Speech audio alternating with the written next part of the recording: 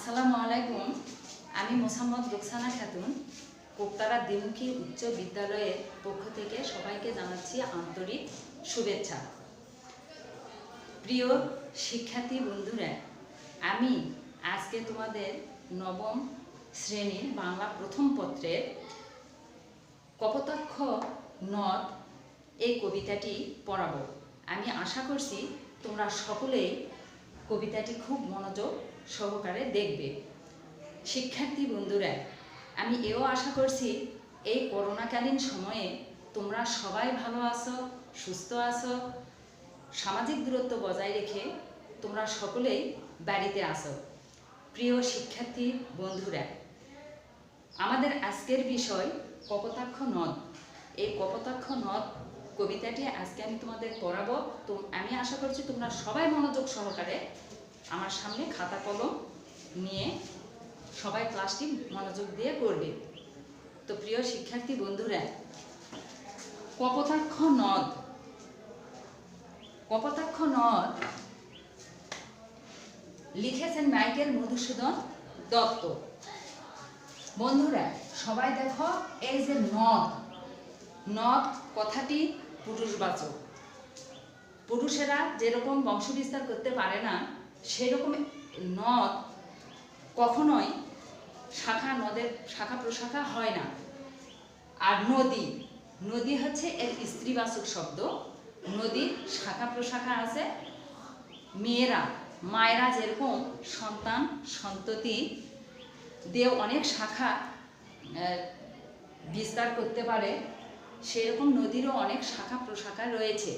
এই জন্য নদী মাতৃবাচক আর নদ হচ্ছে পুরুষবাচক শব্দ।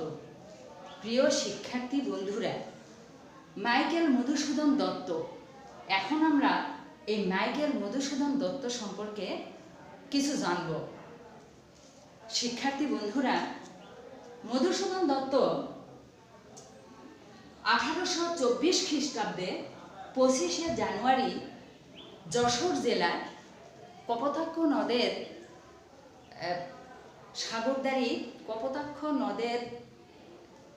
কপোতাক্ষ নদের সাগরদাড়ি গ্রামে জন্মগ্রহণ করেন। তো সাগরদাড়ি গ্রামটি ছিল কবির অত্যন্ত প্রিয় জন্মভূমি। কবি সাগরদাড়িতে তার কৈশোরকাল অনেক সময় কাটিয়েছেন। তো বন্ধুরা, মাইকেল মধুসূদন দত্তের পিতার নাম ছিল মুন্সী রাজনারায়ণ দত্ত। তার মাতার নাম জাহ্নবী দেবী। কবি মাইকেল মধুসূদন দত্ত তার স্কুল জীবন শেষ করার পর হিন্দু এক কলেজে ভর্তি হন। আর সেখান থেকে তিনি ইংরেজি ভাষার প্রতি প্রচুর একটা আসক্তির মধ্যে পড়েন। কবি মাইকেল মধুসূদন দত্ত ইংরেজি ভাষার প্রতি এতটাই আসক্ত হয়ে পড়েন, তিনি মনে মনে চিন্তা করলেন যে ইংরেজিতে তিনি সাহিত্য রচনা শুরু করবেন। এই ভেবে উনি সুদূর ফ্রান্সে পাড়ি জমান। সে ফ্রান্সে থাকাকালীন সময় তিনি যখনই অবসর সময়ে বসে থাকতেন, যখনই উনি অন্যমনস্ক হয়ে কোনো চিন্তা করতেন, তখনই তার সামনে কপোতাক্ষ নদ ভেসে উঠত। মাতৃভূমির কথা উনি বারবার তখন ভাবতেন। মাতৃভূমির কথা যখন ভাবতেন, তখন কবি অন্যমনস্ক হয়ে যেতেন। কবি তার ভুলটা একসময় বুঝতে পারেন। তিনি ইংরেজি সাহিত্য রচনা করে যতটা সুখ শান্তি উপলব্ধি করতে পারেননি, কিন্তু বাংলাতে সাহিত্য রচনা করে উনি প্রচুর প্রশান্তি পেয়েছিলেন। এই জিনিসটি তিনি বিদেশে যাওয়ার পর অনুভব করতে পারেন। তো বন্ধুরা, কবি মাইকেল মধুসূদন দত্তের এই নামের পূর্বে যে মাইকেল কথাটি আছে, এই মাইকেল কথাটি খ্রিস্ট ধর্ম উনি যখন গ্রহণ করেন, তখন তার নামের পূর্বে এই মাইকেল কথাটি যোগ হয়। বন্ধুরা, কবির উল্লেখযোগ্য কিছু কাব্য আমি তোমাদের বলছি। উনি তার অমর কীর্তি মেঘনাদ বধ।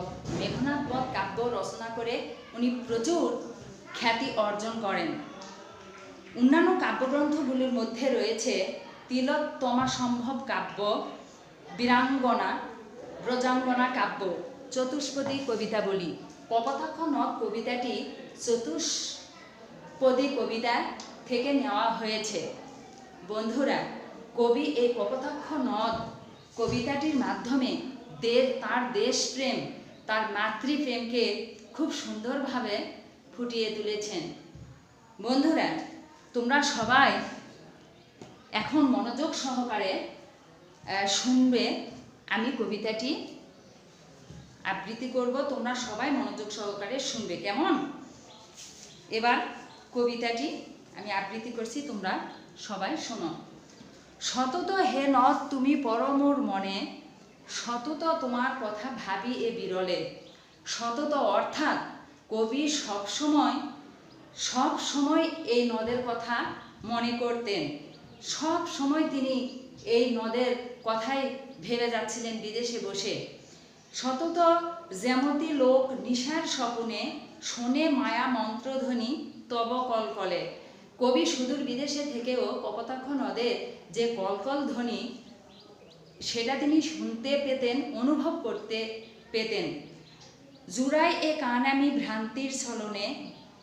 তখন এই কলকল শব্দের ধ্বনি যখন কবি শুনতে পেতেন, তখন তার মন প্রশান্তিতে ভরে যেত।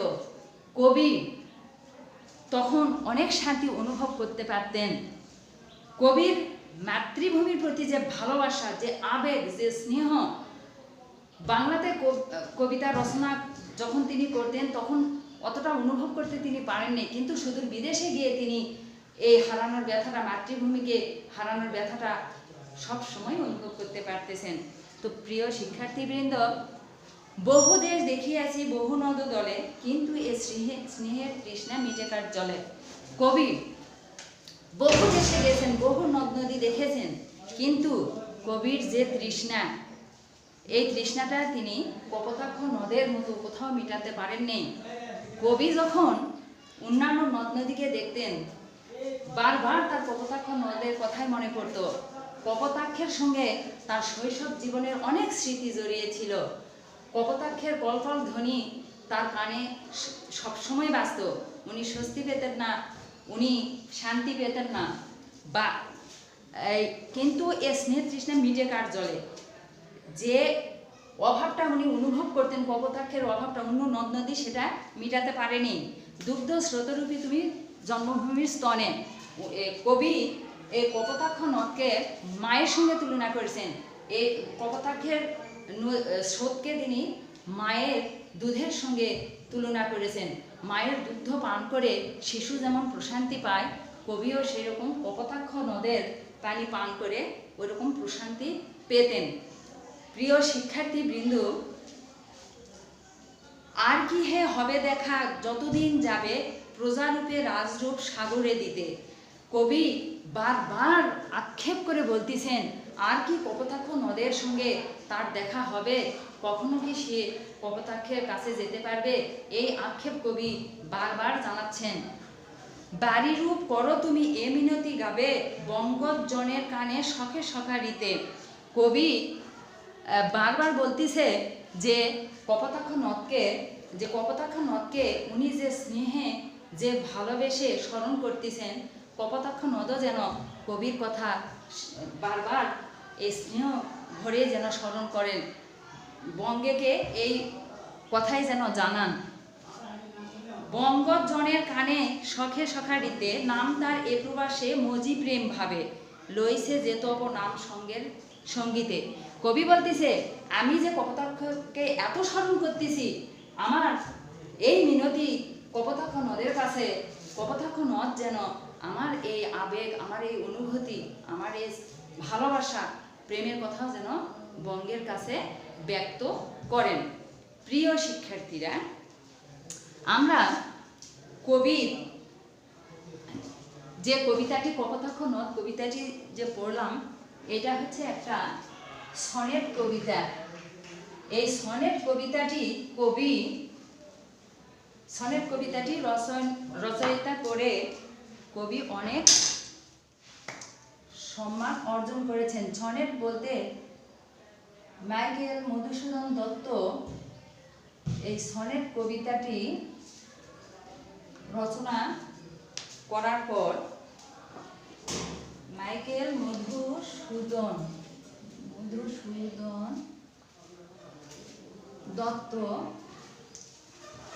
এই সনেট কবিতাটি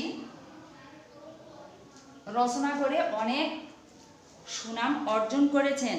উনি বাংলা সাহিত্যের নতুন এক মোড় এনে দিয়েছেন। সনেট বলতে বোঝাচ্ছে 14 লাইনের কবিতা। কপোতাক্ষ নদ একটি সনেট কবিতা, আর এই সনেট কবিতা হয় 14 লাইনে, প্রত্যেকটা লাইনে 14টি করে শব্দ থাকে। কবি মাইকেল মধুসূদন দত্ত অমিতাক্ষর ছন্দ এবং সনেট প্রবর্তন করে তিনি এই বাংলা সাহিত্যের নতুন মাত্রা যোগ করে দিয়েছেন। তো আমরা তার কর্মজীবন সম্পর্কে কিছু জানব। কর্মজীবনে তিনি আইন পেশায় জড়িত হলেও পরবর্তীকালে এই সাহিত্য চর্চা করে তার জীবন তিনি কাটাতেন। ইংরেজি ভাষা ও সাহিত্যের প্রতি তীব্র আবেগ তাকে ইংরেজি ভাষা সাহিত্য রচনায় উদ্বুদ্ধ করেন। সাহিত্যকর্ম মধ্যে তার মেঘনাদ বধ কাব্যগ্রন্থটি অনেক উল্লেখযোগ্য। প্রিয় শিক্ষার্থীরা, আমরা যেখানে পৃথিবীর যে প্রান্তেই থাকি না কেন, মাতৃভূমির প্রতি সকলেরই অনেক মায়া মহব্বত থাকা উচিত। আর মায়ের প্রতি কার ভালোবাসা নেই বলো? প্রত্যেকটা মানুষের জীবনে মা সবার ঊর্ধ্বে। মাকে যে তীব্র ভালোবাসা যায়, মাতৃভূমিকে সে মায়ের সঙ্গে তুলনা করা হয়েছে। মাকে আমরা যতটা ভালোবাসি, আমাদের মাতৃভূমিকেও সেরকম ভালোবাসা উচিত। কপোতাক্ষ নদের মাধ্যমে মাইকেল মধুসূদন দত্ত এই কথাটি তুলে ধরেছেন। তো বন্ধুরা, আজকে এ পর্যন্তই। আবার তোমাদের সঙ্গে দেখা হবে অন্য কোনো সময়, অন্য কোনো ক্লাসে। বিদায় বন্ধুরা, ভালো থাকো।